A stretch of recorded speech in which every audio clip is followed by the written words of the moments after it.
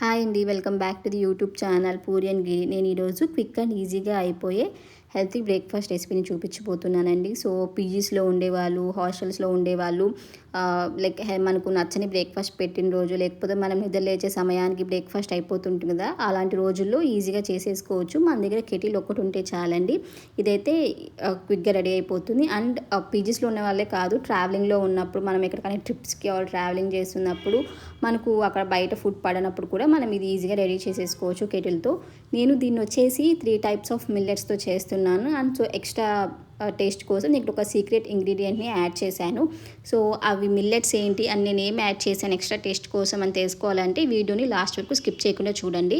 So ఇంకా ప్రాసెస్లోకి వెళ్ళిపోతే ఫస్ట్ నేను వచ్చేసి లైక్ ఈ గ్లాస్ ఆఫ్ వాటర్ తీసుకుంటున్నాను. అంటే ఈ గ్లాస్ ఆఫ్ జావ కోసం నేను ఆ గ్లాస్ నిండా వాటర్ తీసుకున్నాను. అని నేను ఇక్కడ వీడియోలో చూపిస్తాను కదా, ఆ స్పూన్ నిండా అంత పొడి తీసుకున్నాను అనమాట. అండ్ దాన్ని నేను వేయించుకుంటున్నాను. ఇక్కడ నేనేం మిల్లెట్స్ తీసుకున్నానంటే రాగులు, జొన్నలు అండ్ దెన్ సద్దలు అనమాట. ఈ మూడింటిని నీట్గా ఆరబెట్టుకొని పౌడర్ చేసుకున్నాను. ఆ పౌడర్ని నేను ఇక్కడ వేయించుకుంటున్నాను అనమాట జావ కాసుకునే ముందు. తర్వాత నేను ఇందాక చూపించాను కదా గ్లాసు, ఆ గ్లాస్ నుండి వాటర్ తీసుకొని బాయిల్ చేసుకుంటున్నాను. సో ఈ వాటర్ అనేది బాయిల్ అవుతున్నప్పుడు నేను ఇందులో కొంచెం సాల్ట్ యాడ్ చేస్తున్నాను. అండ్ మీకు కొంచెం స్వీట్గా తినాలి అనుకుంటే మీరు తాటి బెల్లం కూడా యాడ్ చేసుకోవచ్చు. సో బెల్లం కూడా హెల్తీ కాబట్టి తాటి బెల్లం యాడ్ చేసుకోండి. అని నేను చెప్పాను కదా, ఒక ఇంగ్రీడియంట్ యాడ్ చేసిన ఎక్స్ట్రా టేస్ట్ కోసం అని చెప్పేసి నేను ఇక్కడ పాలు యాడ్ చేస్తున్నాను. మీరు చూస్తున్నారు కదా, చిన్న గ్లాస్ నిండా పాలు యాడ్ చేసుకుంటున్నాను. ఈ పాలు అనేది కాచి చల్లారి పెట్టుకున్న పాలు యాడ్ చేసుకోవాలి.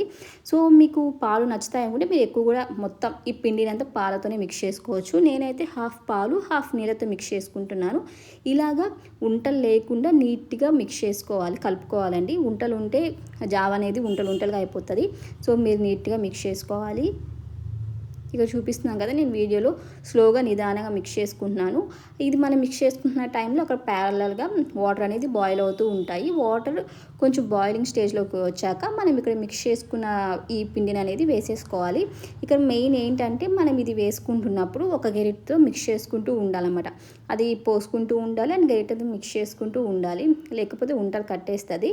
నేను ఇక్కడ చూస్తున్నారు కదా, వాటర్ అనేది ఈ స్టేజ్లో ఇలా బాయిల్ అవుతూ ఉండాలి. ఈ టైంలో నేను ఆ కలుపుకున్నది వేసుకుంటూ మిక్స్ చేసుకుంటూ ఉన్నాను.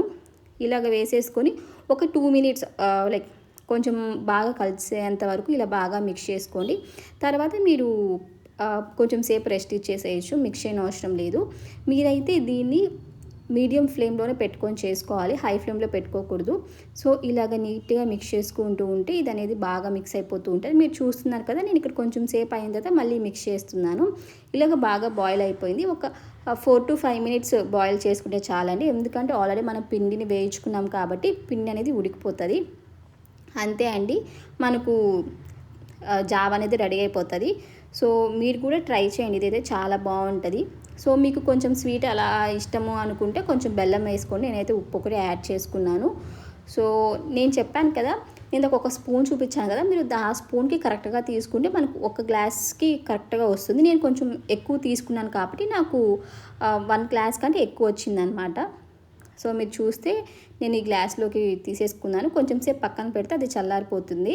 సో మీరు కూడా ఇది ట్రై చేసి మీకు ఎలా అనిపించింది, మీకు టేస్ట్ నచ్చిందా లేదా అనేది కమెంట్ చేయండి. Thank you for watching. Do like, share and subscribe to our YouTube channel.